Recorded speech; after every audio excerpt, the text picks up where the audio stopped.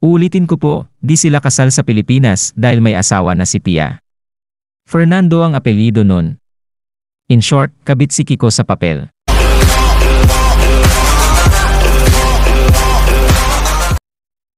Kasal nga ba sila Francis at Pia Magalona sa isa't isa? At kung totoong kasal, valid nga ba ito kung dati nang may asawa si Pia at hindi pa naaanal ang kasal sa nauna? Siguradong hindi pa matatapos ang kontrobersya sa paglantad ni Abigail Rait, ang babaeng umano'y dating nakarelasyon ni Francis at sa naging bunga ng kanilang pagmamahalan. Matapos umamin ang dating flight attendant na si Abigail Rait na naging jowa niya ang master rapper Francis M. at nagkaroon pa sila ng anak na si Gail Francesca. Hot topic naman ngayon kung kasal nga ba sina Francis at Pia Magalona. Ito'y dahil na rin sa revelasyon ng dating aktor at concert producer na si Robbie Tarosa na hindi raw kasal dito sa Pilipinas ang celebrity couple, kaya ang paniniwala ng ilang netizens hindi raw pala matatawag na kabit si Abigail. Wala kasi tayong divorce sa Pilipinas. But even with kasal, ang tanong, was Kiko married to Pia? No. She was married to another guy with last name Lim and they had a son Nicolo and daughter Una, who many of us knew this, ang pasabog na post ni Robbie sa Facebook page nitong isang araw.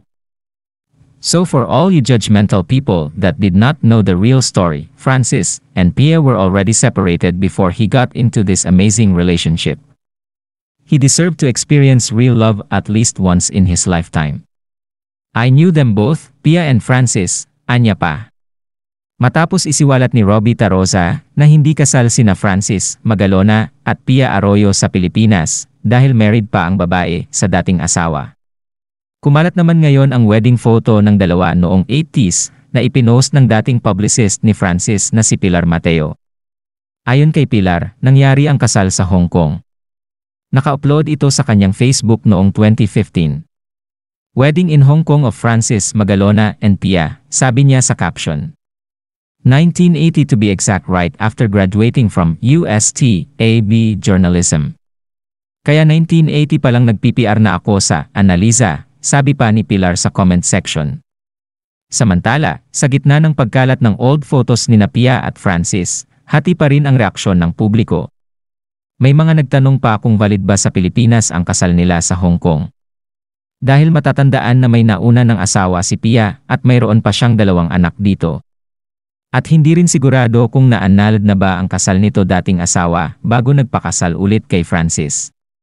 Muli naman nagbigay ng pahayag si Robbie Tarosa hinggil sa kumakalat na wedding picture nila Francis at Pia. Anya sa kanyang latest Facebook post, ulitin ko po, di sila kasal sa Pilipinas dahil may asawa na si Pia. Fernando ang apelyido nun. In short, kabit si Kiko sa papel. Kung hindi nga valid ang kasal nila Francis at Pia, ay hindi matatawag na kabit si Abigail Rait dahil kung tutuusin ay wala pala talagang asawang legal ang master rapper, komento ng ilang netizens. Narito naman ang ilan sa mga komento. Ang tanong, is the marriage accepted in the Philippines if totoong hindi pa annulled si Pia sa former husband niya? Never married in the Philippines naman nga daw, sabi nun isang nagpost. Ang tanong lang dito, legal kaya tong kasal na to? Kasi kung kasal pala si Pia sa una, invalid pa din tong marriage niya kay Francis M. Kung sa Hong Kong ikinasal, hindi valid sa Pinas, lalo kung kasal na si Pia sa Pinas bago pa sila ikasal. I'm Team Pia, so medyo sad ako rito. Unless may marriage certificate na valid, pictures won't do anything. Samantala wala pa ring inilalabas na pahayag si Pia maging ang mga anak nila ni Francis Magalona ay nananatiling tahimik hinggil sa issue.